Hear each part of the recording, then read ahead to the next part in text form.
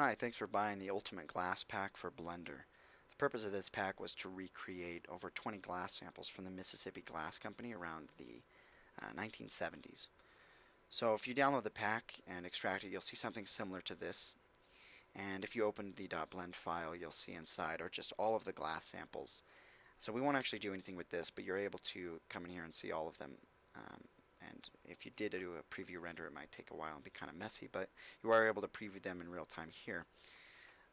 What you're going to want to do first, though, is go to the Previews folder and find the glass sample you want to use. In this case, I'll be using something simple, polished wire glass. It's just glass with wire mesh inside. Now, if you open your scene that you've been working on or a new scene in Blender, for this instance, I just have a few walls with a hole cut. What we're going to want to do is go to File, Append, or Shift F1, and find the downloaded pack and the blend file. Next, go to Group and find the group of the glass sample you want to import. In this case, polished wire glass, and hit Append. Now, the first thing we want to do is if you try to grab the glass sample itself and move it, you aren't going to be able to. Every sample has a master empty that controls the scaling for the scene. Now, that may sound a little confusing. You may not understand what I mean. I'll show you here as I'm going to snap my cursor to the window and then grab my empty and snap selection to cursor.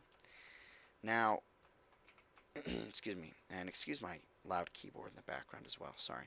What you're going to want to do is get your glass sample set up where you want it and use the empty to scale it down to fit the proportions of your scene so that the mesh or the texture on different samples fits the scaling of the scene. So I'm going to have it be about that big. That looks pretty good. And next, instead of using the empty to scale it to the window, because that would mess up the proportions, what we're going to want to do is select the sample itself. The master empty controls the scaling for the scene. The sample itself controls the scaling of the sample.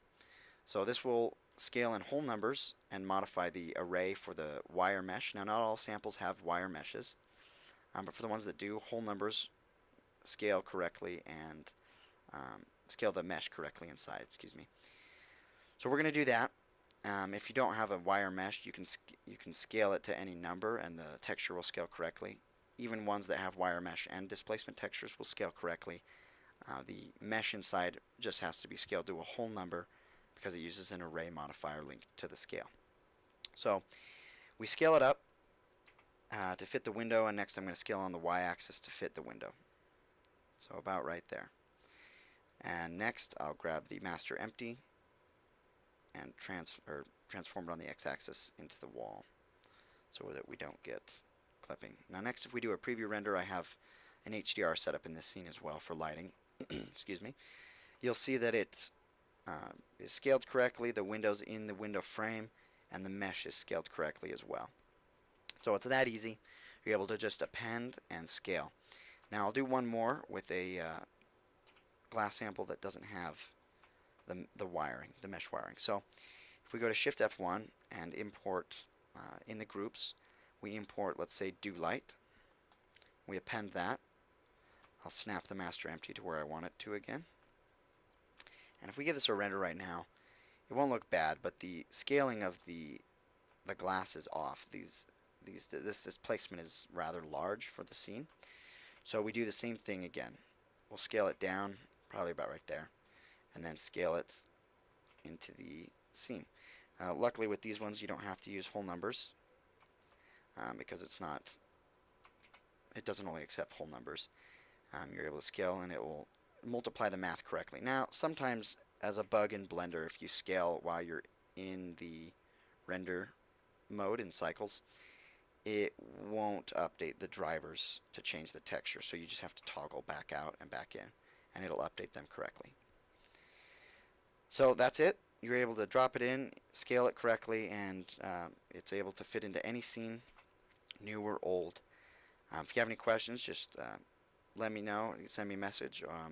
I'm on Reddit as well as my email I'll leave. If you have any questions, just let me know, and thanks for buying, and I hope this helps you with your creations in Blender. Happy blending.